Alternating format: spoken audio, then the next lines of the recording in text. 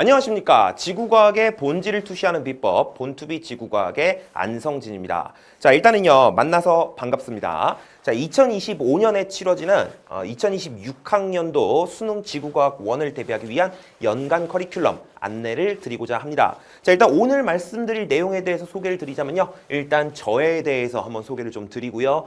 그 다음에 수능 지구과학 1이라는 과목에 대한 요모조모에 대해서 좀 말씀을 드릴 수 있도록 하고요. 그 다음에 저의 커리큘럼에 대한 안내 드릴 수 있도록 하고요. 마지막으로 인사드리고서 마칠 수 있도록 하겠습니다. 자, 일단은 저에 대한 소개 먼저 드리자면요. 이름은 안성진. 한국교원대학교 지구과학교육과를 졸업한 지구과학 전공자입니다. 졸업과 동시에 서울시교육청 임용고시에 합격을 하여서 5년 동안 이 서울 경인고등학교라는 곳에서 교사로 재직을 하였고요.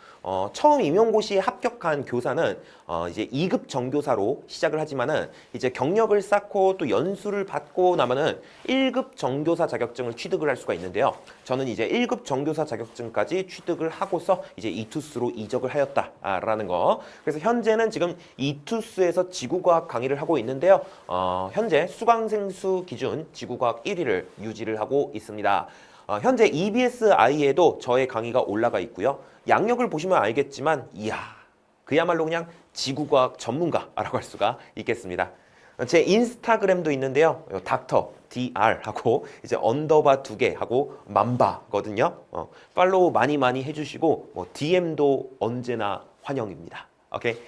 참고로 이 강의 외적인 부분이긴 하지만 제가 이제 과거에 JTBC에서 하는 오디션 프로그램인 슈퍼밴드라는 프로그램에서 이제 나와가지고 이 대리암이라는 곡과 F는 MA라고 하는 이 과학을 소재로 한 충격적인 자작곡을 선보여가지고 이제 대중에게 충격을 선사한 바가 있는데요. 이를 계기로 이제 여러 예능 프로그램에도 출연한 바가 있습니다. 강의랑 직접적으로 연관되는 부분은 아니지만, 야, 저 사람이 이 과학 교육에 상당히 열정이 있고 창의적인 그런 인재구나라고 생각을 해주면 좋을 것 같아. 오케이. 자, 그럼 이제 그 다음은요, 이 수능 지구과학 1에 대한 요모조모에 대해서 좀 말씀을 드려보도록 하겠습니다. 자, 얼마 전에 2025 수능이 있었죠. 그죠? 2025 수능에서 이 지구과학 1 과목이 아주 그냥 핵불 난이도로 나와가지고 굉장히 유명했는데요. 지금 이 커리큘럼 영상을 찍고 있는 시각에 이투스 기준으로다가 지금 1등급 컷이 42점으로 지금 집계가 되고 있습니다. 이 과탐 과목의 가장 이상적인 1등급 컷, 가장 평이하게 나왔을 때 1등급 컷이 45점 정도인데요. 와, 근데 1등급 컷이 42점이야? 엄만무시하게 어려웠구만 이라는 거 알 수가 있는 거죠. 그죠?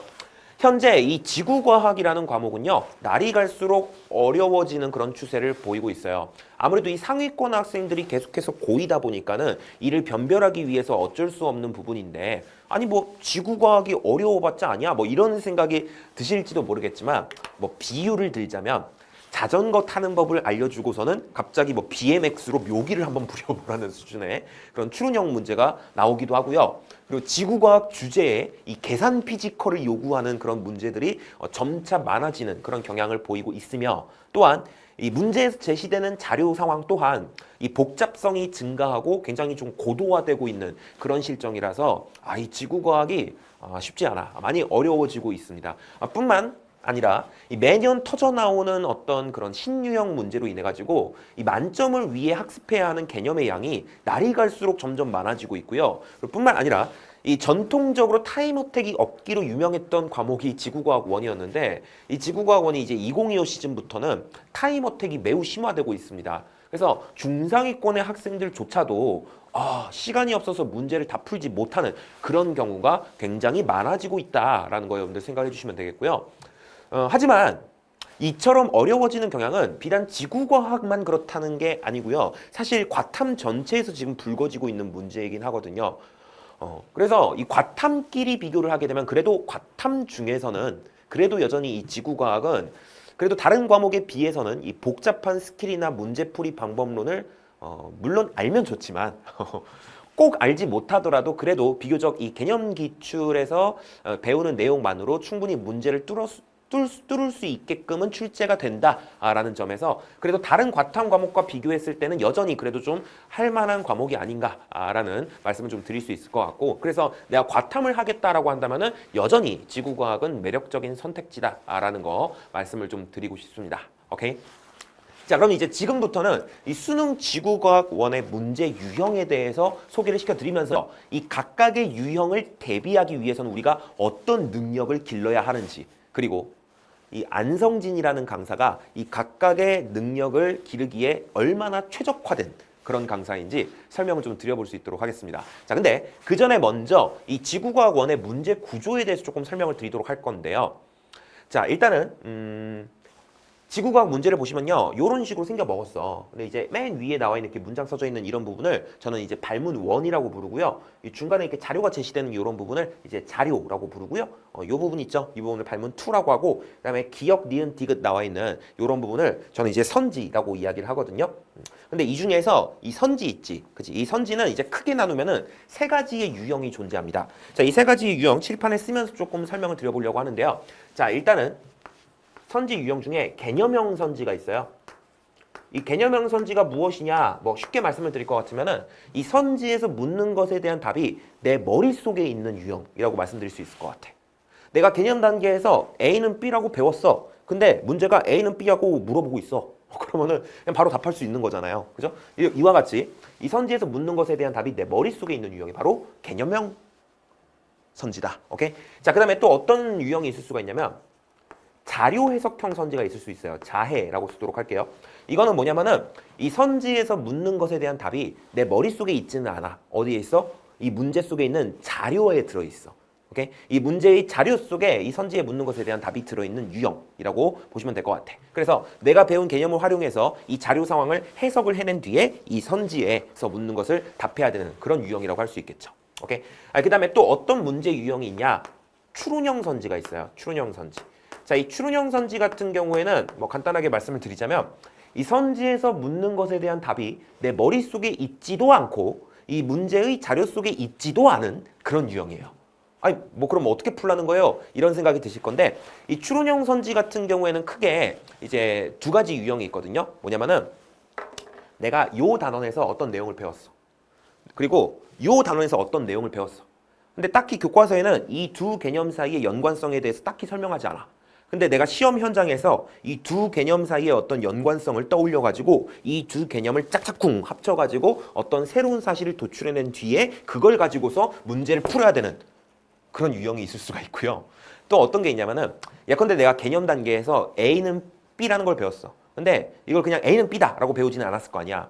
A는 요로 해서 B입니다. 이런 식으로 배웠을 거 아니야. 그때 이 요로 해서 요게 이제 개념의 원리가 될 텐데, 이 개념의 원리를 우리가 경험해보지 못한 어떤 새로운 문제 상황에 적용을 시켜서 이전까지는 한 번도 생각해보지 못했던 어떤 새로운 사실을 도출해낸 뒤에 그걸로다가 선지에 답을 하는 그런 유형이 있을 수가 있습니다.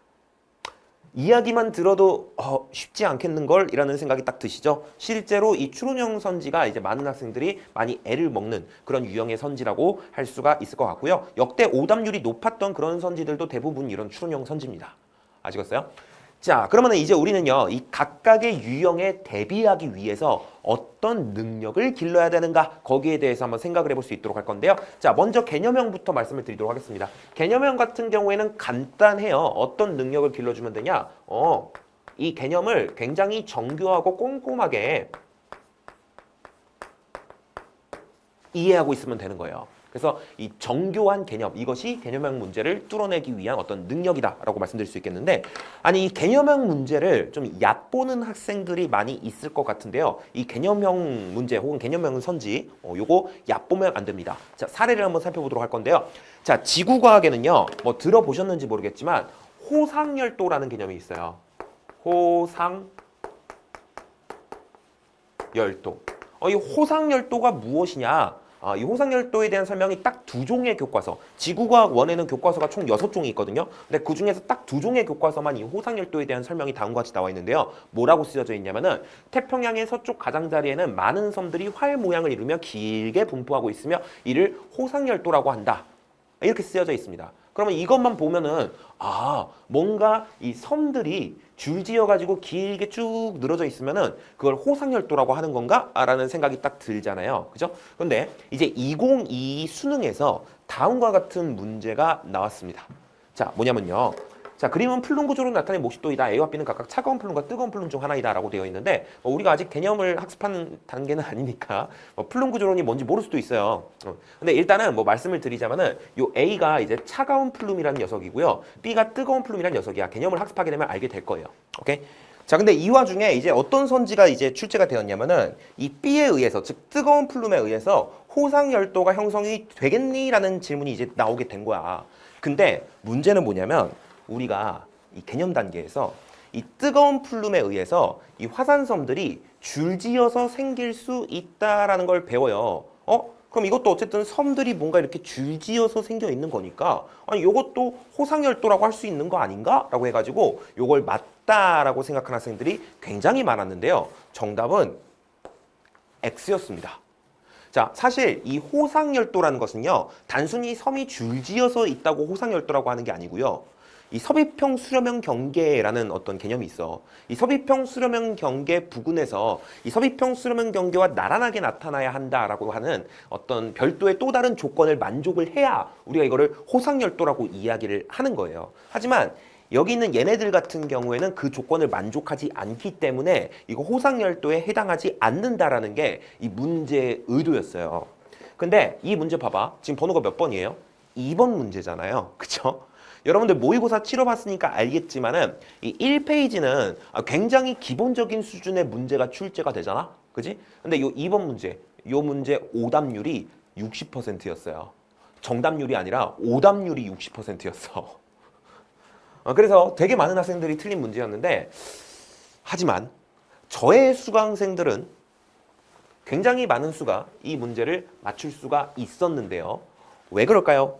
그쵸? 저는 애초에 이 전공자의 시선에서 이 교과서적 설명이 호상열도를 설명하기에는 좀 부족하다라는 걸 인식을 하고 있던 겁니다. 그러다 보니까 애초에 개념 교재를 썼을 때부터 이 호상열도를 설명할 때 좀 더 정확한 호상열도의 정의를 개념 교재에다 딱 박아놨어요. 호상열도는 섭이평 수렴형 경계와 나란하게 나타나는 화산섬의 무리이다. 이런 식으로요.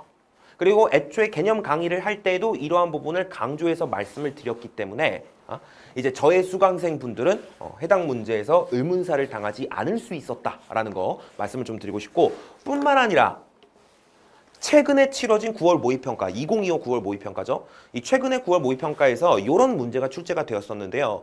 자세한 건 이제 해당 문제를 해설할 때 말씀을 드리겠지만 이거 오답률 굉장히 높았던 문제거든요. 이 문제가 이 발문 2에 나와 있는 이 조건, 우주의 크기는 은하간 거리를 나타낸 척도이다라는 이 조건을 통해 이 문제에서 우주의 크기라는 것이 우주의 부피가 아니라 우주의 반지름을 나타내는, 즉 길이를 나타내는 척도임을 알아내는 게 핵심 포인트인 그런 문제였거든요. 근데 놀랍게도 안성진은 애초에 개념을 설명할 때부터 요 단원에서 우주의 크기라는 거는 우주의 반지름을 의미하며 은하 사이의 거리로도 표현이 된다는 걸 굉장히 강조해서 설명을 드렸습니다. 별표까지 쳐가면서요. 단언컨대 이걸 이렇게 확실하게 언급한 강사는 저밖에 없을 거라고 믿고 있습니다. 어떻게 이게 가능했을까요? 그죠? 안성진은요, 출제 가능한 선에서 가장 정확하고 정교하게 개념을 설명하고자 한 노력을 하기 때문입니다. 자, 제 개념 강의를 수강을 하신다면 어디서 듣도 보도 못한 개념이 이 문제를 풀 때 탁 튀어나오는 그런 일은 장담컨대 있을 수가 없고요. 만약에라도 그런 일이 있다라고 한다면 그건 그 문제가 교육과정을 벗어난 잘못된 문제입니다. 제가 확신할 수 있습니다.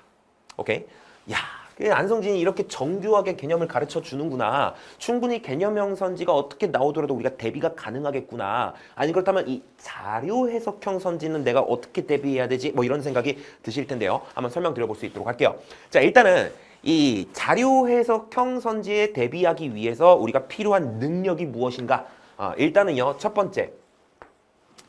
자료를 해석하는 태도 자체가 좀 올바르게 정립이 되어 있어야 돼요. 그래서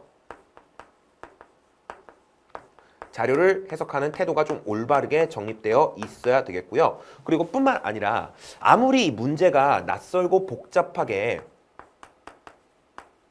제시가 되더라도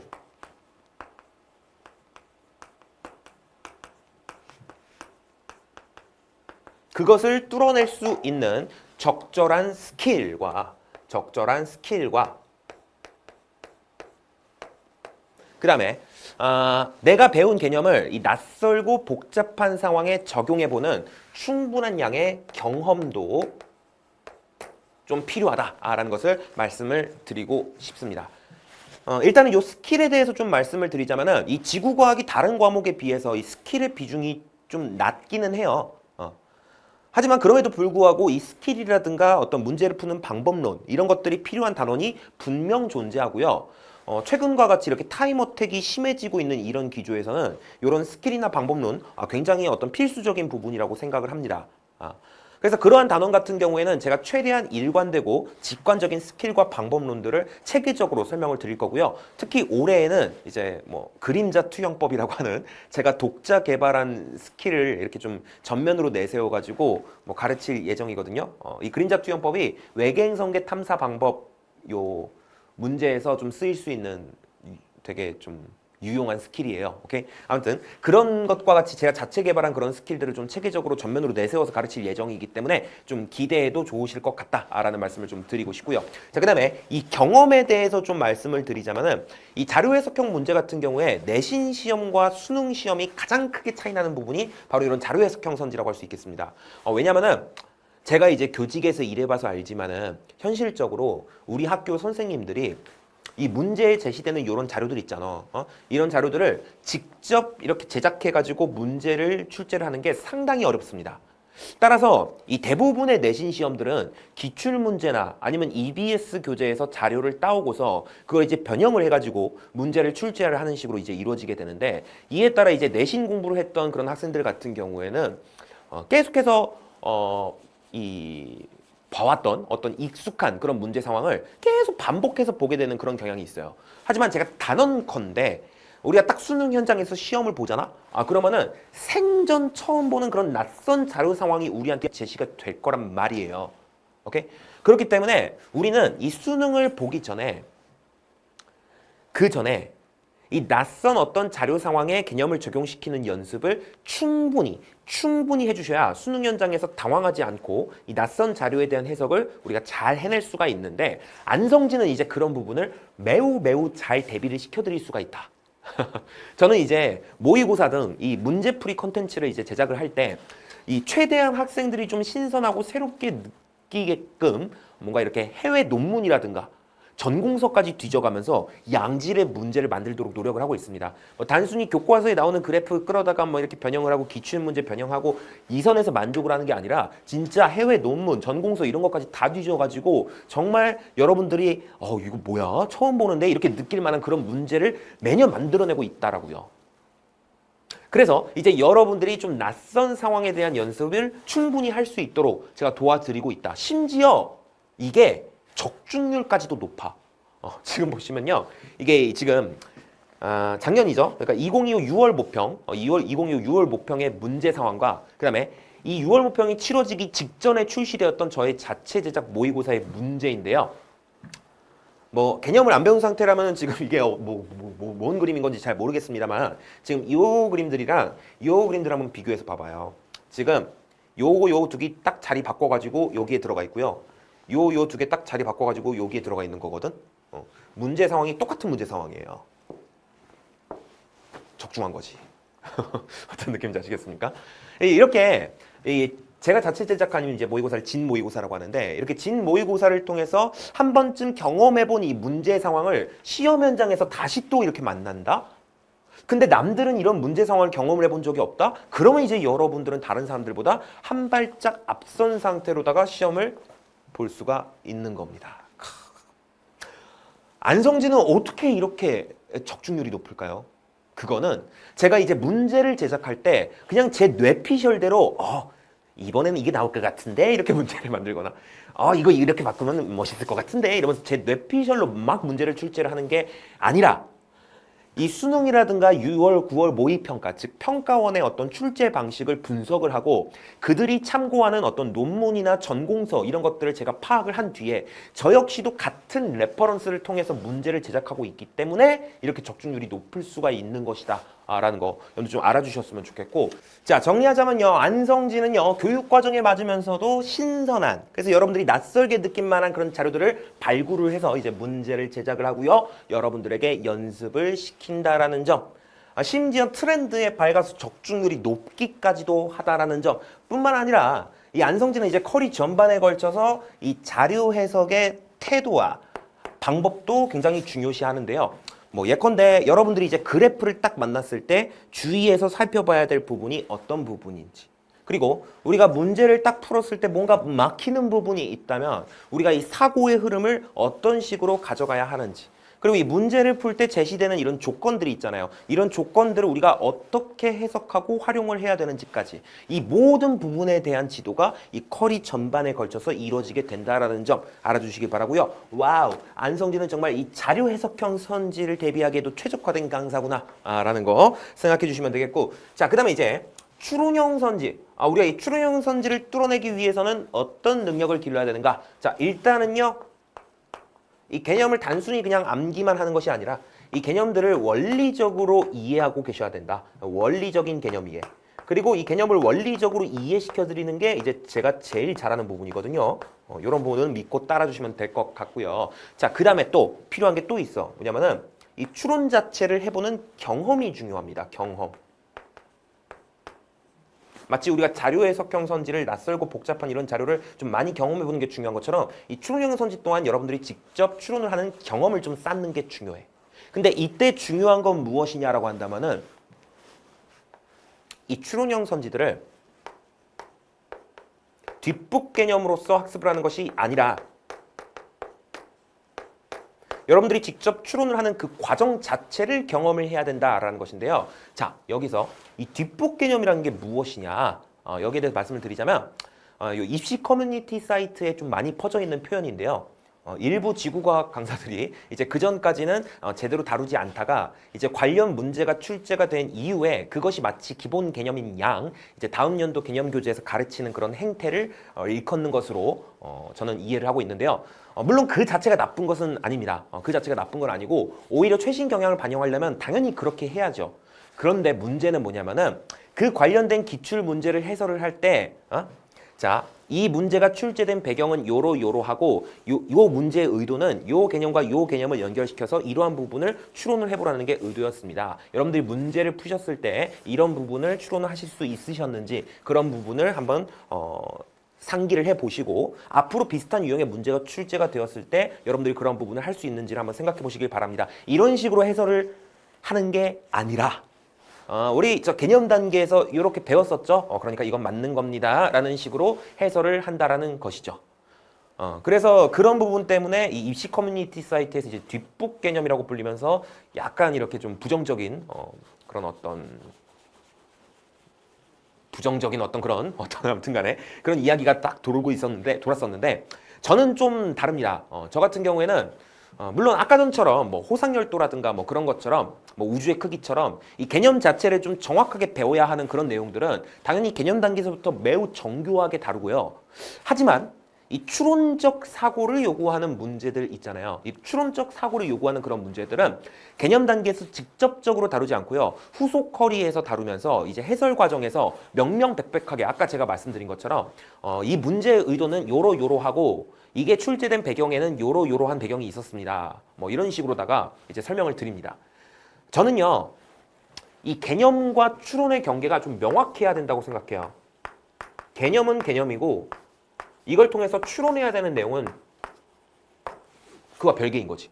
개념과 추론의 경계가 좀 명확해야 된다고 생각을 해요. 그리고 여러분들도 그걸 알고 있어야 여러분들이 소위 이 뒷북 개념에 의존하지 않고 추론적 사고를 경험할 수 있다라고 생각을 합니다. 그리고 그래야만 여러분들이 이제 새로운 형태의 어떤 추론형 문제가 나왔을 때 대처할 수 있는 능력을 기를 수 있다라고 생각을 해요. 자, 예를 들어서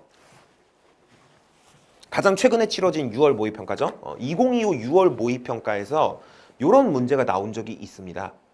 이 문제 같은 경우에 이 고지자기 극이라는 개념의 원리를 바탕으로다가 이 지계가 경도만 변화하는 경우 고지자기 극의 위치가 변하지 않는다라는 명제를 도출해내라라는 게 의도인 추론형 선지였는데요. 자, 지금 여기 써져 있는 이 개념이요. 육종 교과서 어디에도 안 쓰여져 있고요. 심지어 교사용 지도서에도 전혀 쓰여져 있지 않고요. 기출 문제에서도 나온 적이 없고요. 역대 EBS 연계 교재에서도 단 한 번도 나온 적이 없습니다. 그런데 육모에서 그냥 불쑥 튀어나온 거예요. 제가 유일하게 이 문장이 쓰인 책을 딱 한 권 발견했는데 어디에 쓰여져 있는 줄 알아? 전공서. 전공서에 쓰여져 있어요. 아니 근데 이게 과연 그럼 이 명제를 알고 있는지 모르고 있는지를 묻는 게 의도였을까요? 아닙니다. 이 문제의 의도는 우리가 배웠던 이 고지자기 극이라는 개념을 통해서 이 명제를 추론해내라는 게 의도였던 거예요. 근데 이거를 아예 그냥 개념 교재에다 넣어놓고서 개념에서 설명한 뒤에 이제 기출에서는 개념에서 우리가 이렇게 배웠죠 하고 이제 해설하고 넘어가 버리게 되면은 이 문제의 의도를 살리지를 못한다라는 겁니다. 무슨 말인지 알겠어요? 그리고 이게 이제 뒷북 개념이 되는 거예요. 그리고 이런 뒷북 개념의 문제점은 이제 여러분들이 문제의 의도대로 추론을 해본 경험을 이제 제공을 하지 못하게 된다는 거죠. 그래서 저는 이 개념은 개념대로 철저하게 교과서 위주로 정교하게 학습을 하고 이후 추론이 필요한 내용들은 후속 커리에서 다루면서 이 개념과 추론의 경계를 명확하게 구분하고요. 여러분들이 먼저 추론 과정을 경험해 볼 수 있게끔 커리큘럼을 설계를 합니다. 그래서 결과적으로 이제 후속 커리에서는 이 추론형 선지들을 접할 기회가 많을 텐데요. 이 문제들을 푸는 과정에서 경험해 볼 수 있을 뿐만 아니라 이 문제들을 해설하는 과정에서도 저는 이제 출제 가능한 어떤 추론적 요소들을 생각해 볼 기회를 많이 제공을 해드리는데요. 자, 예컨대 지금부터 제가 이제 보여드리는 영상 같은 경우에는 이제 개념 이후에 이루어지는 후속 커리인 인플레이션에서 어떤 문제에 대한 해설 영상인데요. 뭐 문제에서 직접적으로 묻지는 않았지만 이 개념에서 학습한 기본 원리에서 추론 가능한 부분에 대해서 설명하는 부분입니다. 한번 보시면은 근데 만약에 이 화산이 열점에서 훼손된 이후에 위도가 변하지도 않고 회전을 하지도 않은 채로 경도만 스르르 변한다고 생각해 봅시다. 그러면은 고지자기 극의 위치가 변하지 않겠죠. 그죠? 근데 이 상태에서 또 이 열점에서 새로운 화산이 만들어져. 그러면 얘도 고지자기 극이 북극으로 따라서 될 거 아니야. 그지? 근데 또 얘네들이 뭔가 요런 식으로 경도가 스르르 변해가지고 이렇게 밀려났어. 그리고 또 이 열점에서 또 새로운 화산이 만들어졌어. 그렇게 되면은 이 열점에서 만들어진 화산들의 고지자기극이 모두 다 지리산 북극에 위치하게 되지 않습니까? 그죠? 그래서 열점에서 만들어진 그런 화산들이 만약에 위도도 변하지 않고 회전도 하지 않은 채로 경도만 스르르르 이동하는 상황이라면 이 열점에 의해서 만들어진 화산들의 고지자기극이 모두 동일한 위치에서 나타날 수는 있어요. 오케이? 자, 경도만 변화한다면 고지자기극의 위치가 변화하지 않는다. 어디서 많이 들어보지 않았어요? 그죠? 방금 전에 우리가 살펴봤던 육모 문제였습니다. 교과서에 나오지도 않고 연계 교재에도 나온 적이 없는 그런 내용을 육모 전에 나온 강의에서 정확하게 적중을 시킨 거예요. 놀랍죠? 그죠? 자, 문제를 풀 때 이 문제에서 묻는 요소가 추론의 영역임을 이해하고 그 원리를 이해한 친구들은 이제 여기서 조금 벗어난 비슷한 관련된 어떤 적용 문제가 나왔을 때 이 문제를 보는 시야 자체가 달라지게 됩니다. 뿐만 아니라 이 추론형 문제들을 이렇게 푸는 그런 과정에서 혹은 학습하는 그런 과정에서 이와 같이 적중이라도 하게 되면은 이 생각을 해보는 친구들과 안 해본 친구들은 문제풀이 속도에 있어서 천지 차이를 보이게 되겠죠. 그죠? 자, 그래서 정리해서 말씀을 드리자면요. 일단 안성진은요. 풍부한 자료를 통해서 이 개념을 원리적으로 가르칩니다. 제가 제일 잘하는 부분이거든요. 그리고 안성진은 개념은 개념대로 정교하게 가르치고 그다음에 후속 커리를 통해서 이 창발적 사고, 즉 추론적 어떤 사고에 집중하면서 이 개념과 추론의 선을 명확하게 한다라는 점. 그리고 안성진은 이 추론의 과정과 방법을 여러분들이 스스로 깨닫고서 경험할 수 있게끔 해준다는 거. 뒷북 개념에 의존하지 않게끔 할 수 있다라는 점. 오케이? 이쯤 되면 안성진을 듣지 않을 이유가 없지 않을까요? 오케이? 자, 그러면 이제 슬슬 커리큘럼 안내를 드릴 수 있도록 할 건데 그 전에 또 한 가지 뭐냐면은 최근에 이 지구과학 1 과목의 트렌드에 대해서 좀 말씀을 드리도록 할게요. 자, 일단은요. 최근에 지구과학 1은 어떤 식으로 출제가 되고 있냐면은 자, 총 4페이지가 있잖아요. 그죠? 그 중에서 1페이지부터 3페이지까지는요. 우리가 그냥 개념을 학습할 수 있다면은, 그러니까 개념을 제대로 학습했다면은 누구나 풀 수 있는 그런 어떤 기본적인 개념형 문제들, 그런 것들과 그 다음에 기출 변형 문제들 있죠. 그죠? 이런 기출 변형 문제들이 주로 수록이 됩니다. 그 다음에 이제 4페이지로 넘어가게 되면은 이제껏 한 번도 본 적이 없는 어떤 신유형의 문제와 그 다음에 꽤나 난이도가 높고 번잡스러운 그런 문제, 신유형 및 고난도 문제가 이 4페이지에 포진되어 있다라고 보시면 되겠고, 이게 원래는 꼭 이렇지는 않았어요. 근데 이제 2025 시즌에 접어들면서 이 지구과학 원 과목이 약간 이런 식으로 탈바꿈이 되었다라고 생각을 해주시면 될 것 같아. 이런 식으로 구성이 되어 있다라는 거 알아두시면 될 것 같고, 자, 그 다음에 그래서 지금 현재 트렌드가 어떤 트렌드를 보이고 있냐면, 일단 내가 2등급을 받고 싶잖아. 그러면은 1페이지부터 3페이지까지는 다 맞아야 돼요. 오케이? 1페이지부터 3페이지까지는 문제를 정확하게 다 맞을 수 있어야만 이제 2등급을 확보할 수가 있다라는 것을 말씀을 드리고 싶고요. 다 맞으면 2등급.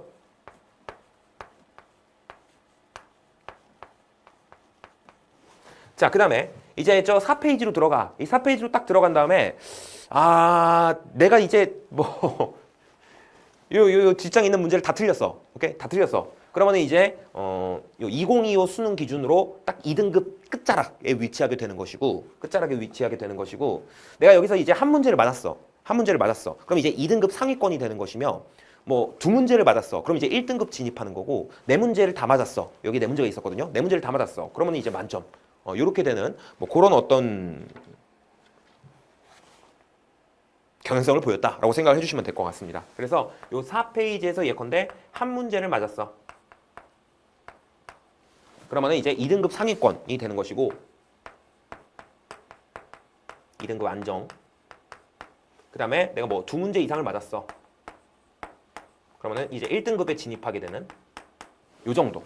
오케이? 그래서 이게 2025 시즌의 그 수능 지구과학 원의 어떤 추세이긴 하지만은 아마 내년에도 요런 스타일 정도로 갈 것 같다. 오케이? 요러한 어떤 느낌으로 갈 것 같다라는 거 여러분들 생각을 해주시면 되겠고, 자, 이 문제풀이 시간도 여러분들이 좀 인식해 주시면 좋겠거든요. 자, 뭐냐면은 봐봐. 지구과학 원 그 시험 치는 시간이 총 30분이잖아요. 근데 그 중에서 내가 OMR에다가 이 답안 옮겨 적고, 그 다음에 뭐 가채점표도 적고, 그 다음에 검토하고, 뭐 이런 시간까지 다 합치면 뭐 한 5분 정도 투자할 수 있겠죠? 그죠? 그럼 나머지 이제 25분 가지고서 요 4페이지까지 문제를 풀어내야 되는 건데, 자, 1페이지부터 3페이지까지 한 15분을 넘지 않도록 해주셔야 돼요. 오케이? 최장 15분. 최대한 15분보다 일찍 끊어주셔야 무리가 없다라는 거. 그 다음에 이 4페이지에 있는 신유형 및 고난도 문제들이 상당하거든. 문제풀이에 소요되는 시간이 상당해요. 그렇기 때문에 요 4페이지에만 해도 한 10분 정도는, 최소한 10분 정도는 투자를 해주셔야 된다는 거. 오케이? 그래서 최근에 이 지구과학 원이 이제 1등급을 받기 위한 이 전략이 어떤 식으로 되냐면은, 일단 내가 개념과 기출 단계를 진짜 꼼꼼하고 완벽하게 학습을 해줘야 돼. 그래서 이 기출 문제 같은 경우에 어떤 식으로 변형이 돼서 나와도 내가 순식간에 문제를 샤르륵 풀어낼 수 있도록 연습을 해주셔야 돼. 그래서 1페이지부터 3페이지까지 정말 최대한 빠른 시간 안에 차차착 풀어가지고 4페이지까지 와주셔야 되겠고, 그 과정에서 이 3페이지까지의 문제들의 실수가 있으면 안 되고 정확하게 풀어주셔야 되는 거고, 오케이? 그 다음에 이 4페이지에 도달했을 때 이미 요 앞에 3페이지까지 해서 정말 최대한 짧게 문제를 쳐내가지고 여기서 최대한의 시간을 확보한 상태에서 이 4페이지의 문제들을 차차차차 풀어주셔야 안정적으로 1등급에 도달할 수 있다라는 말씀을 좀 드리고 싶기 때문에, 이제 2025 수능 지구과학 1부터는 이런 시간 관리에 있어서도 우리가 좀 신경을 써주실 필요가 있다라는 거 말씀을 좀 드리고 싶습니다. 오케이? 더욱이 뿐만 아니라 이 4페이지 신유형 고난도 문제 같은 경우에 최근 들어서 이 계산 피지컬을 요구하는 문제들의 비중도 굉장히 높아지고 있거든요. 그렇기 때문에 이 계산력 자체도 우리가 좀 길러주셔야 돼. 오케이? 그래서 이렇게 계산력을 또 기를 수 있도록 여러분들을 좀 연습시킬 계획을 제가 세우고 있다. 커리큘럼을 통해서. 오케이? 그걸 좀 말씀을 드리고 싶고, 이런 시간 관리 측면에서도 여러분들이 충분히 연습하실 수 있게끔 제가 또 커리를 구성을 할 거예요. 이해되시겠습니까? 그래서 결과적으로 제가 지금까지 말씀드린 이런 최근의 지구과학 원의 트렌드, 그리고 이런 각각의 유형의 선지들, 이런 것들을 모두 대비할 수 있도록 제가 이제 커리큘럼을 준비를 했다라는 게 지금까지의 내용인 거고요. 자, 칠판 한번 정리하고서 본격적으로 이제 저의 커리큘럼에 대해서 소개시켜 드릴 수 있도록 하겠습니다. 자, 2026 수능 대비를 위한 연간 커리큘럼은요, 다음과 같습니다. 와, 땀에 빵빵하죠? 그죠? 누구라도 커리큘럼만 잘 따라오면은 단순히 지식의 습득을 넘어서 이 지구과학 원에서 요구하는 능력 자체를 키울 수 있게끔 탄탄하게 커리큘럼이 설계가 되어 있기 때문에 믿고 잘 따라와 주시면 되겠다라는 말씀을 드리고요. 각각의 커리에 대한 그런 어떤 설명은 좀 뒤에서 드릴 수 있도록 하고 간단하게 흐름만 먼저 좀 소개를 시켜드리자면 기본적으로 이 지구과학은 정교한 개념 학습과 그다음에 철저한 기출 분석을 통해서 1페이지부터 3페이지까지의 문제들을 모두 정확하게 빠른 시간 내에 풀어내고 그다음에 4페이지의 고난도 신유형 문제 같은 경우에는 이 개념을 좀 낯선 자료에 적용시켜가면서 사고력을 향상시키고 또 충분한 인출 연습을 하는 게 굉장히 중요하다고 말씀드릴 수 있겠습니다. 그래서 기본적인 큰 틀은 이 배가 개념 완성에서 이 6종 교과서의 모든 내용을 종합하여 자세하고 원리적으로 학습을 한 후에 그다음에 이 배가 기출 분석이나 아니면 아스트라 심화 기출 등 이 기출 분석 강의를 통해 가지고 개념을 탄탄하게 다지면서 이 기출 분석을 통해서 향후 출제 가능한 요소까지도 분석을 해내고 거기에 이제 후속 커리들을 통해 가지고 살을 붙여나가는 그런 식으로 구성이 되어 있는데요. 근데 지금 보시면 이 배가 개념 완성보다 앞에 배가 기초 개념이 있는 거 보이시죠? 그죠? 이 배가 기초 개념 같은 경우에는 이 지구과학 원을 학습하기 위한 어떤 기초적인 지식이 좀 부족하신 분들을 위한 커리큘럼이라고 보시면 될 것 같습니다. 자, 그 다음에 이 개념 완성이나 기출 분석 같은 경우에 지금 뭔가 병행해서 쓰여져 있는 거 보이시죠? 자, 이거 보시면 알겠지만은 이 개념과 기출은요, 기본적으로 병행 학습을 하기를 권장을 드립니다. 이 과학 탐구, 특히 지구과학은 이 지질학, 천문학, 기상학, 해양학 등 각자 전문성이 있는 독립적인 학문들이 종합된 그런 과목이라는 특성상 이게 자세하게 파고 들어가다 보면은 진짜 끝이 없어요.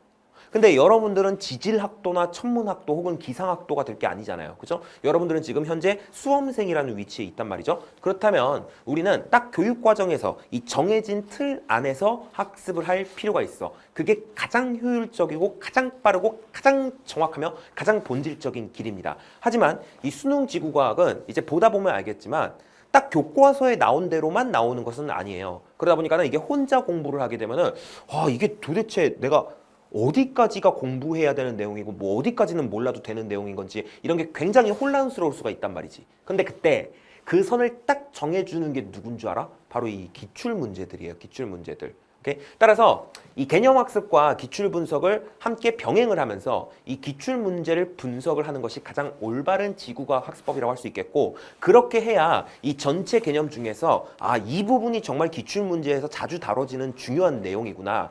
이 부분은 상대적으로 좀 지엽적인 내용이구나 라는 감이 잡히게 되는 거거든요. 그리고 전체적인 지도가 그려지면서 즉 어떤 개념의 구조화가 이루어지게 되면서 효율적으로 학습을 할 수가 있게 됩니다. 아시겠죠? 이제 공부를 하다 보면은 되게 많은 학생들이 선생님 개념 복습은 어떻게 하는 것입니까? 여기에 대해서 묻는 경우가 많은데요. 이게 개념 복습이라는 게 개념책만 그냥 드립다 본다라고 복습이 되는 게 아닙니다. 이 개념은 일단 최대한 자세한 개념서와 강의를 학습을 한 후에 그게 아마도 저의 배가 개념 완성 교재와 저의 강의가 되겠죠. 그렇죠? 아무튼 그런 교재와 강의를 한 2회독, 뭐 3회독 정도 했으면은 이제 기출 문제를 풀면서 이 부족한 부분을 메꿔가는 방식으로 학습하는 게 가장 이상적이에요. 제가 방금 전에 강의와 교재를 2, 3회독이라고 말씀을 드렸지만은 그렇다고 강의를 2번, 3번 돌려보라는 그런 말씀은 아니고요. 일단 강의를 보면서 교재를 한번 봤어. 오케이? 그럼 이제 그 교재를 또 복습을 해야 될 거 아니야. 그럼 그 교재를 이제 2회독을 한 거겠지? 그지? 그리고 또 그 교재를 한 번 더 복습을 해가지고 한 뭐 3회독 정도 했으면은 이제 기출 분석으로 들어가서 문제 풀라는 말씀을 드리고 있는 거예요. 강의를 2번, 3번 돌려보라는 게 아니라 교재를 2번, 3번 봐라. 아시겠습니까? 물론 그 과정에서 이 개념 교재 다시 봤더니 뭔가 내용이 잘 안 떠올라 싶으면은 강좌에서 그 부분을 발췌해서 보긴 하셔야지. 오케이? 근데 어쨌든 무슨 말인지 알겠죠? 오케이? 그렇게 생각을 해주시길 바라고. 자, 아무튼 간에 이 개념과 기출은 꼭 병행을 하시는 것을 권장을 드린다라는 거 아시겠죠?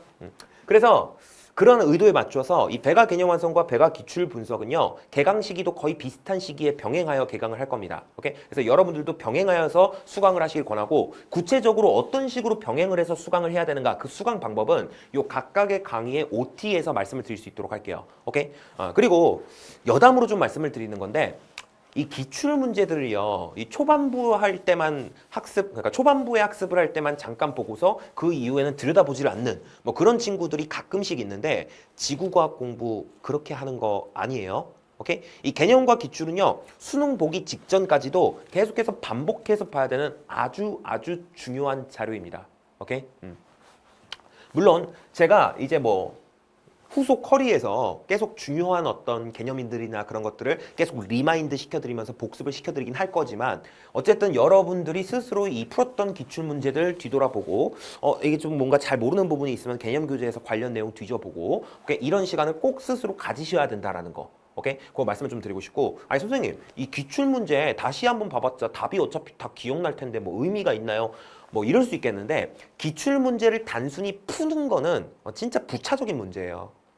중요한 거는 내가 기출문제를 보고서 이 문제의 상황은 어떤 상황이며 어떤 개념을 묻는 것이고 어떤 해결 방법이 있는지가 이 문제를 딱 봤을 때 술술술술 나올 정도로 기출문제를 반복해서 보는 것이 이게 제대로 된 기출 분석이다라는 거 말씀을 드립니다. 오케이? 그런데 그거를 여러분들이 혼자서 하면 이게 상당히 힘들단 말이야. 왜냐면은 그런 말이 있잖아요. 사람은 아는 만큼 보인다. 이거 진짜 진리거든요. 그래서 여러분들이 이제 막 개념을 딱 뗀 그 상태에서 기출문제를 보면은 이게 어쩔 수 없는 한계가 있어. 뭐 잘못된 접근법으로 문제를 맞추거나 아니면 충분히 챙겨가야 할 그런 내용들을 놓칠 수가 있단 말이야. 그럼 이걸 누가 바로 잡아줘야 되지? 바로 저 같은 전문가가 그런 것들을 잡아주면서 여러분들이 기출을 분석하는 과정에서 올바른 길로 나아갈 수 있도록 바로 잡아주는 겁니다. 그래서 저라는 존재가 있는 거고요. 아시겠습니까? 여튼간에 이런 배가 개념 완성과 배가 기출 분석이 한 3월까지 진행되는 것으로 지금 계획이 되어 있고요. 자, 이후에 이제 아스트라 심화 기출이라고 해서 이 기출 문제를 좀 더 심도 있게 분석하는 그런 강의가 3, 4월에 걸쳐서 좀 짧게 진행이 될 겁니다. 그리고 이제 4월에서 5월 무렵부터 해가지고 인플레이션이라는 강의가 진행이 될 텐데요. 이 강의 같은 경우에는 이제 뭐 교과서에서는 별도로 설명되지 않지만 EBS 연계 교재에서 자주 다뤄지고 있는 심화 개념들 그리고 이제 당해년도 수능 특강에서 좀 눈여겨볼 만한 문제들을 선별하고서 변형하여서 이제 분석을 해드리는 뭐 그런 강의라고 보시면 되겠고요. 그리고 이제 우리가 기출 단계에서 학습했던 여러 자료들에 대한 어떤 해석법들을 좀 더 이렇게 체계적으로 정리하는 그런 강의라고도 보셔도 되겠고 가능한 범위에서 이제 유형별로 행동 양식을 정리하는 강의입니다. 뭐 예컨대 이러한 자료, 이러한 워딩을 만나게 되면 이러한 개념을 떠올려서 이렇게 문제를 풀어야 한다라는 것들을 정리하는 뭐 그런 강의라고 보시면 될 것 같아요. 그래서 이 개념 완성 같은 경우에는 이 문제를 풀기 위한 어떤 스킬이나 행동 양식보다는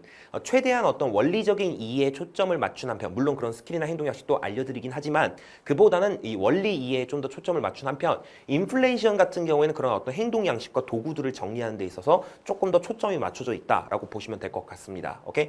그리고 이제 시기적으로 인플레이션을 수강하는 중에 이제 6월 모의 평가가 이루어지게 될 건데요. 이제 평가원 6월 모의 평가에서 기출되었던 문제를 변형한 문제와 그다음에 이제 당해년도 수능 완성에서 눈여겨볼 만한 문제들을 변형을 시켜가지고 그 문제들을 포함해서 이제 호라이즌 즉 지평선이라고 하는 문제풀이 강좌가 이제 한 뭐 7, 8월쯤 해가지고 이제 개강을 하게 될 겁니다. 엔제 형식의 어떤 문제풀이 강의라고 보시면 될 것 같고요. 이 지평선 강의가 진행되는 중에 아마 9월 모의평가가 치러지게 될 텐데 이쯤 되면은 이제 수능 특강 수능 완성은 물론이고 6월 모의고사, 9월 모의고사까지 이제 당해년도 수능을 보기 위한 어떤 필수 레퍼런스 자료들이 모두 나온 상황이기 때문에 이제 이들을 기반으로다가 총정리하는 파이널 강좌 특이점이 이제 10월 무렵부터 시작이 된다라고 생각을 해주시면 될 것 같습니다. 그래서 이상이 이제 정규 커리큘럼이라고 얘기할 수 있겠고 이와 이제 별도로 서브 커리큘럼도 존재하는데 바로 이 모의고사 커리와 그다음에 이번에 신설되는 특강인 이달의 특강입니다. 자, 각각에 대한 설명은 좀 뒤에서 드릴 수 있도록 하고 이 강좌 하나하나에 대해서 좀 더 자세하게 설명을 드리고자 하는데요.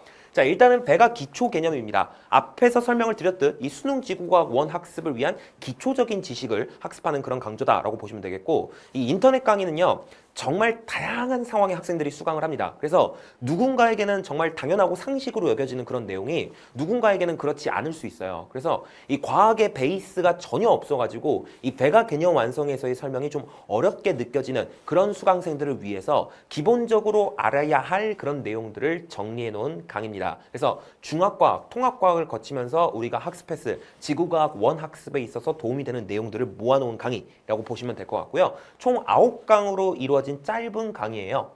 짧은 강의고 당연하겠지만 뭐 과학의 베이스가 있는 학생들이라면은 뭐 굳이 꼭 들어야 하실 필요는 없습니다. 필수적인 강의는 아니다라고 할 수 있겠는데 다만 이 수능 지구과학 그 자체에 대한 이런저런 어떤 전반적인 설명을 제가 1강에서 좀 해놨거든요. 그래서 나머지 2강부터 9강까지는 안 듣더라도 제 커리를 들을 예정이라면 이 배가 기초개념 1강만큼은 좀 필수로 듣기를 권장을 드릴게요. 오케이?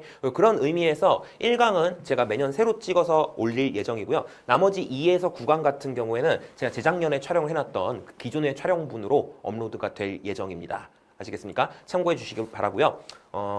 두 번째 설명 보시면 알겠지만은 교재 없이 PDF 파일이 제공되는 강의입니다. 그래서 내가 패스가 있다라고 한다면 구독권이 있다라고 한다면은 편하게 들으실 수 있는 뭐 그런 강의다라고 보시면 되겠고 분명히 이 배가 개념 완성을 듣다가 나는 잘 모르는 내용인데 안성진이 막 기초 개념 몇 강에서 설명했으니 넘어갈게요 하고 하는 뭐 그런 내용들이 분명 존재할 수 있을 거예요. 뭐 그럴 때 해당하는 그 강의만 딱 선택해가지고 들으셔도 됩니다. 오케이? 뭐 일부러 그런 식으로 이제 활용을 하시라고 교재 없이 PDF 파일 제공으로다가 강의를 제작을 하였으니 내가 잘 모르겠는 그런 부분만 선택적으로 취사해서 들으셔도 된다라는 거 말씀을 드리겠습니다. 오케이? 최대한 활용하시길 바랄게요. 자, 그러면 이제 배가 개념 완성입니다. 가장 중요한 강의라고 할 수 있겠죠.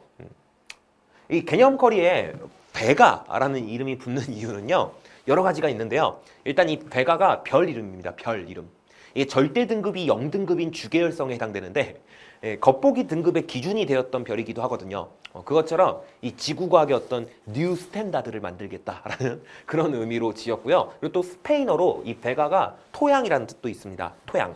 그래서 여러분들의 이 개념의 새싹이 자랄 토양이 된다라는 그런 의미도 담고 있어요. 네이밍 센스 죽이지 않아요? 그죠?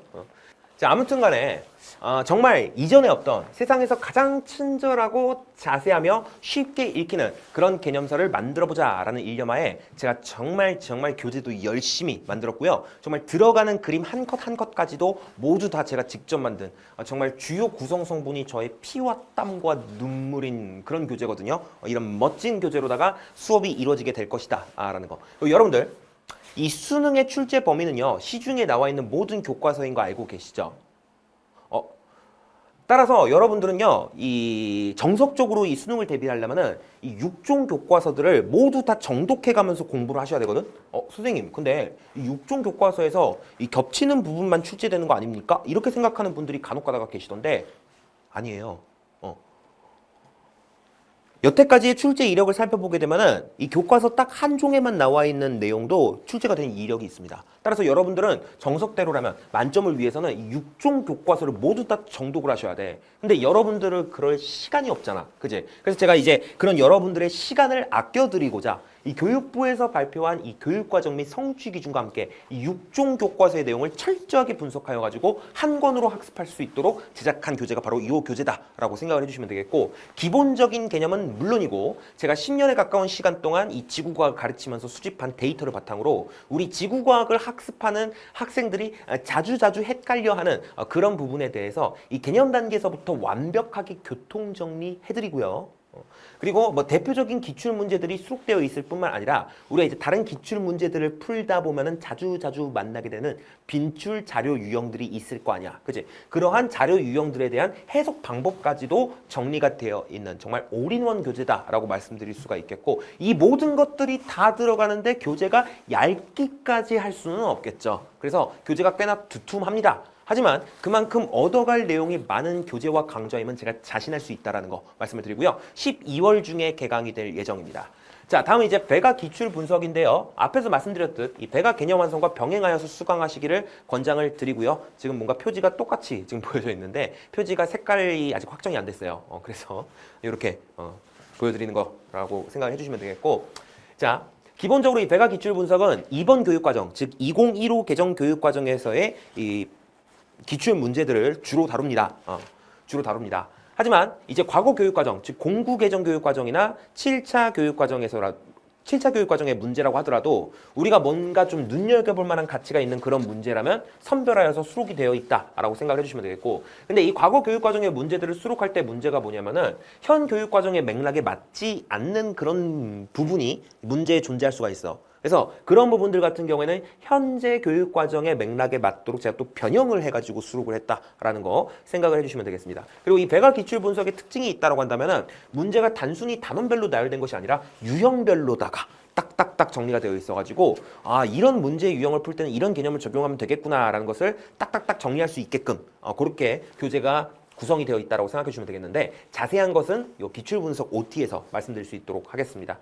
그래서 이제 기출 문제들을 통해 가지고 출제 경향을 파악하고 이 개념의 중요도를 판단해서 여러분들이 이제 개념 단계에서 배웠던 그런 내용들을 탄탄하게 구조화할 수 있게끔 돕는 커리이다라고 생각을 해주시면 되겠고, 마찬가지로 12월 중에 개강 예정입니다.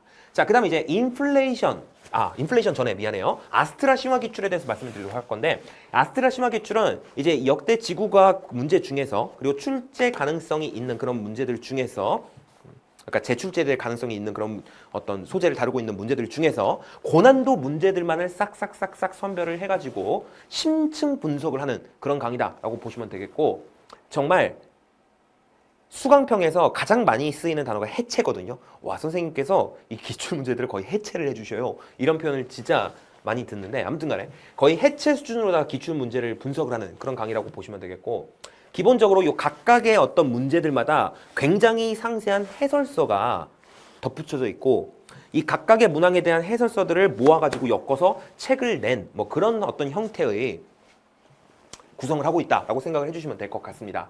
이게 작년에 처음 개설한 그런 커리인데 작년에 반응이 진짜 엄청 좋았거든요. 그렇기 때문에 기대를 해주셔도 괜찮을 것 같아. 그래서 3월 중에 개강할 예정이다라고 생각을 해주시면 될 것 같습니다. 자, 그다음에 이제 인플레이션 자료 분석 강의인데요. 간혹 가다가 이제 학생들 중에서 선생님 이 개념 강의와 기출 강의 외에 또 다른 커리가 왜 필요합니까? 이런 생각을 가지는 친구분들이 가끔가다 계시던데, 자, 이 지구과학 같은 경우에는요, 교과서에서는 나오지 않지만 EBS 연계교재에서 문제를 통해서 갑자기 갑툭튀하는 그런 개념들이 간혹 가다가 존재를 해요. 그래서 사실 교과서 개념만으로 이 수능 지구과학 대비를 완벽하게 한다는 거는 좀 어려울 수 있어. 그래서 그런 어떤 EBS 연계 교재에서 갑툭튀하는 그런 내용들까지도 우리가 함께 학습을 해주셔야 이 만점을 위한 재료가 갖추어진다라고 말씀을 드릴 수가 있는 것이고, 그렇기 때문에 기본적으로 이 인플레이션에서는 그런 어떤 EBS 교과서에서는 제대로 설명되지 않지만 EBS 연계 교재에서만 다뤄지는 그런 심화 개념들 있죠. 그런 심화 개념들에 대해서 설명이 이루어지고, 그다음에 이제 당해년도의 연계 교재, 즉 이제 내년에 나올 수능 특강 있잖아요. 그러니까 2025년에 나올 수능 특강, 이렇게 그 수능 특강에서 눈여겨볼 만한 문제들을 선별을 해가지고 그걸 변형을 시켜가지고 지금 EBS에서 이런 부분들을 주목하고 있어라는 것들을 보여주는 뭐 그런 강의라고 보시면 될 것 같고, 뿐만 아니라 이제 기출 단계에서 이루어졌던 여러 가지 어떤 자료 유형별 행동 양식들, 그런 거 기출 분석에서 알려주거든요. 근데 그런 것들을 다시금 좀 모아가지고 체계화해서 정리해주는 그런 강의라고 보시면 되겠습니다. 당연히 그 과정에서 문제풀이도 이루어지게 될 거고요. 그죠? 그래서 굉장히 많은 것이 이루어지는 종합적인 커리다라고 얘기할 수가 있겠고, 기본적으로 개념이 학습된 상태에서 좀 더 심화 개념을 학습해 나가면서 이 뭐라고 해야 될까? 행동 양식을 좀 정리를 하고 문제들을 좀 풀어나가는 뭐 그런 어떤 커리라고 보시면 되겠고, 엔제와 개념 기출의 어떤 다리 역할을 하는 그런 교재라고 보시면 될 것 같습니다. 오케이? 앞에서 말씀드렸듯이 당해년도 연계 교재가 반영이 되어 있고요. 4월 중 이제 개강이 될 예정이다라고 보시면 될 것 같습니다. 자, 그러면 이제 인플레이션 다음에는 호라이즌, 지평선 문제인데요. 제가 인플레이션 이름이 왜 인플레이션인지를 설명 안 드렸죠. 이게 당연히 경제학에서 얘기하는 인플레이션은 아니고요. 우리가 이제 지구과학 개념을 학습하다 보면 급행창이란 걸 배워. 그 급행창이 영어로 인플레이션이거든요. 그래서 뭐 실력의 급행창을 이룩하자라는 뭐 아무튼 그런 의미로다가 인플레이션이라는 이름을 지어봤고, 후속거리인 이제 호라이즌, 지평선 같은 경우에는 이것도 네이밍 센스 죽여. 뭐냐면은 지구과학을 평정하는 선별된 문제들이란 뜻이에요. 와, 쩐다. 그치? 아무튼 그래가지고 지평선 호라이즌이고요. 기본적으로 N제입니다. N제. 그래서 고난도 문제풀이 커리라고 보시면 되겠고, 이게 고난도라는 말이 붙어 있긴 하지만 그렇다고 여기에 수록된 모든 문제가 진짜 머가리가 터져나가는 뭐 그런 문제들은 아니고요. 기본적으로 이 기출에서 다루던 문제들보다는 평균적으로 좀 난이도가 높다라는 정도로 생각을 해주시면 될 것 같아. 오케이? 기본적으로 대부분이 자작 문제로 들어가고요. 거기에 이제 기출 변형 조금 들어가고 관연도 EBS 연계교재 변형 문제도 조금씩 들어간다라고 보시면 될 것 같습니다. 호라이즌이 이제 6월 평가원 모의고사 이후에 출시되는 교재이기 때문에 6월 평가원에서 기출되었던 문제에 대한 변형 문제들 당연히 수록이 되고요. 그다음에 당해년도 수능 완성이 또 출간된 이후에 출시가 되기 때문에 이 수능 완성에서 좀 눈여겨볼 만한 그런 주제들을 활용한 그런 문제들도 함께 수록이 된다라고 생각을 해주시면 될 것 같습니다. 오케이? 기본적으로 개념 완성과 기출 분석, 아스트라 심화 기출이 이제 1페이지부터 3페이지까지의 문제들을 확보하기 위한 컬이다라고 한다면은 이 호라이즌, 지평선 같은 경우에는 4페이지에 나오는 어떤 고난도 및 신유형 문제들 있죠. 그러한 문제들을 정복하기 위한 그런 컬이다. 그렇기 때문에 좀 다소 고난도의 어떤 추론형 문제라든가 아니면 어떤 새로운 유형의 자료라든가 아니면은 아직까지 출제되진 않았지만 앞으로 출제될 수 있는 미출제 요소라든가 그런 것들을 많이 담고 있는 컬이라고 보시면 될 것 같습니다. 자, 그럼 이제 마지막으로 싱귤러리티, 정규 컬이에서는 이제 마지막엔 싱귤러리티, 특이점이라고 하는 강의인데요. 기본적으로 파이널 강의입니다. 그래서 우리가 이제 1년 동안 배워온 그런 모든 어떤 개념들과 자료 분석 방법이라든가 뭐 그런 것들을 총망라해가지고 정리하는 그런 강의다라고 보시면 될 것 같습니다. 그래가지고 이제 뭐 6평과 9평에서 나왔던 그런 문제들에 대한 변형 문제, 그리고 EBS 연계교재에서 다뤄지는 그런 내용들에 대한 변형 문제, 그런 것들이 이제 다지선다 형식으로다가 착 수록이 되는 그런 어떤 교재 및 강좌라고 보시면 되겠고, 개념에 대한 간략 정리와 학습했던 자료들의 해석법에 대한 총정리, 다지선다 형식의 문제들을 통해서 그동안 학습한 내용들을 총정리를 하는데 정말 최적화된 그런 강의다. 심지어 이 교재가 엄청나게 얇고 컴팩트하거든요. 그래서 마지막에 수능장으로 들고 갈 수 있는 컨셉으로다가 제작된 교재다라고 생각해 주시면 될 것 같아. 아시겠습니까? 자, 그럼 이렇게 해가지고 정규 쿼리에 대한 설명은 끝났고 이제 비정규 쿼리에 대해서 말씀을 드리도록 할 건데, 이번에 신설되는 쿼리가 있어요. 이달의 특강이라고 해가지고 약간 월간 컨텐츠거든요. 월간 컨텐츠고, 이달의 특강 같은 경우에는 교재는 따로 제작이 되지 않고 기본적으로 PDF 파일 무상으로 제공이 될 겁니다. 오케이? 그거 생각해 주시면 되겠고, 이달의 특강에서는 어떤 걸 다루냐? 일단 초반부에서는 제가 스피드 개념 강의가 지금까지 없었어요. 그래서 개념 강좌 있고 기출 강좌 있고 뭐 후속 쿼리줄 쫙쫙 있는데 이 개념을 좀 빠르게 정리하는 그런 강의가 없어가지고 거기에 대한 어떤 수요가 좀 있었거든. 그래서 올해에는 이제 이달의 특강을 통해서 이 초반부에는 스피드 개념 강의, 오케이? 이 개념을 좀 빠른 시간 내에 압축적으로 싹 정리하는 그런 강의를 특강 형식으로다가 딱딱딱 진행을 할 겁니다. 오케이? 그거 생각해 주시면 되겠고, 그 다음에 이제 후반부 같은 경우에는 뭐 계산 특강이라든가 아니면은 1페이지부터 3페이지에 해당되는 문제들을 빠른 시간에 정확하게 풀어낼 수 있도록 연습하는 신육제 모의고사라든가 뭐 아니면은 고난도 주제 특강이라든가 뭐 이런 식으로다가 좀 트렌디한 어떤 내용들을 담은 그런 가벼운 강의들을 제공하는 그런 특강이다라고 보시면 될 것 같아요. 오케이? 구체적으로 어떤 식으로 이제 이루어지게 될지는 이제 추후에 TCC를 통해 가지고 제가 안내를 드리겠다라고 생각을 해주시면 되겠고, 기대해 주셔도 좋을 것 같아. 자, 그다음에 모의고사. 모의고사. 자, 모의고사 진 모의고사라고 하는데요. 이 진짜가 제 이름의 진짜예요. 이게 진압할 진짜거든. 그래서 수능을 제압하는 모의고사라고 해서 진 모의고사라고 하는데, 자, 주요 시즌 3평 대비, 6평 대비, 9평 대비 파이널마다 제공되는 모의고사고요. 당연히 이 3평 대비, 6평 대비, 9평 대비라는 이름이 붙어 있긴 하지만 얘네들 다 결국에 근본적으로는 뭘 대비하기 위한 거야? 수능을 대비하기 위한 거야. 그래서 3평이 지난 시점에서 3평 대비 모의고사를 풀면 안 되나요? 뭐 그런 건 아니야. 아시겠습니까? 뭐 수능 직전에서 요거 다 풀으셔도 되고, 뭐 아무튼 간에 3평이 지난 시점에서도 이 3평 대비 모의고사를 푸셔도 무방하다라는 거 말씀을 좀 드리고 싶고, 아무튼 간에 커리큘럼 단계에 맞춰서 일단 초반부에는 약간 좀 기본적인 내용들 위주로 모의고사 출제가 되고, 후반부로 갈수록 좀 난이도가 좀 높아지고 좀 더 우리가 인플레이션이라든가 호라이즌과 같은 후속 커리에서 배우는 내용들이 적용되는 뭐 그런 스타일로다가 점진적인 어떤 난이도 구성을 갖고 있다라고 생각을 해주시면 될 것 같습니다. 작년에는 제가 이 3평 대비 모의고사, 즉 시즌 1이거든요. 이 시즌 1 모의고사를 너무 고난도로 내가지고 학생들이 약간 볼멘 소리 많이 했거든. 그래서 이번에는 약간 이런 점진적인 난이도 구성에 조금 신경을 쓸 예정이다라고 생각을 해주시면 되겠고요. 제 진모의고사 퀄리티 풀어본 학생들은 다 압니다.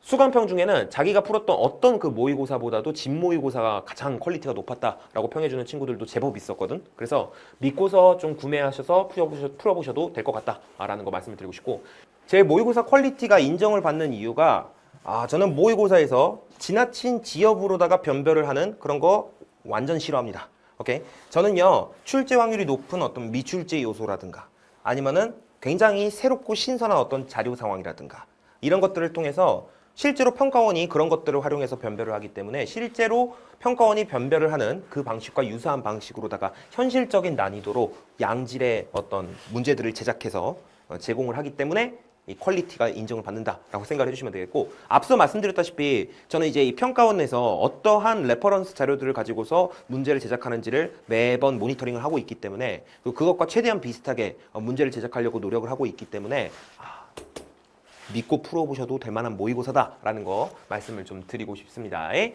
자, 그럼 이렇게 해가지고 커리큘럼에 대한 안내는 모두 됐고요. 기본적으로 이제 커리큘럼 가이드, 자주 묻는 질문에 대한 답변 좀 드릴 수 있도록 할 건데, 자, 일단은 선생님, 저는 내신에서 지구과학을 한번 했는데요. 개념 강의를 꼭 들어야 될까요? 이렇게 말씀하시는 분들이 계시는데, 무조건 듣기를 권장을 드립니다. 오케이? 일단은 이 내신 같은 경우에는 제가 앞서 말씀드렸다시피 이 수능의 범위는 6종 교과서 모두라고 했잖아. 근데 학교에서는 일단 교과서 하나를 채택해가지고 학습을 하기 때문에 이게 학교에서 안 배운 내용이 갑자기 수능에서 탁 튀어나올 수가 있단 말이에요. 선생님, 근데 저희 학교 선생님은 모든 교과서의 내용을 다 정리해서 알려주셨는데요. 물론 그런 분들도 계실 수 있을 건데, 그럼에도 불구하고 혹시나 모르잖아.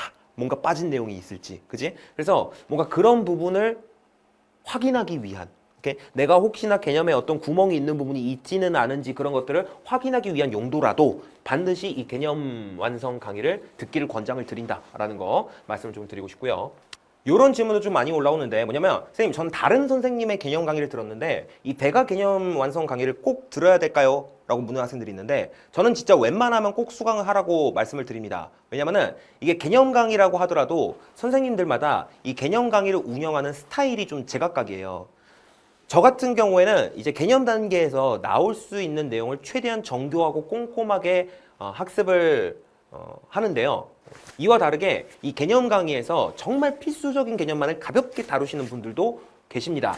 물론 이건 누가 뭐 잘못한다라기보다는 그냥 교육 철학이 다른 거라고 보시면 될 것 같은데, 만약 저와 스타일이 다른 선생님의 개념 강의를 들은 경우에는 저의 커리를 따랐을 때 뭔가 이 학습 내용에 있어서 공백이 생길 가능성이 크기 때문에, 만약 다른 선생님의 개념 강의를 수강을 했다라고 하더라도 복습 차원에서 빠른 배속으로라도 어지간하면 이 배가 개념 완성 강의를 꼭 한 번씩은 훑으시길 권장을 드리겠습니다.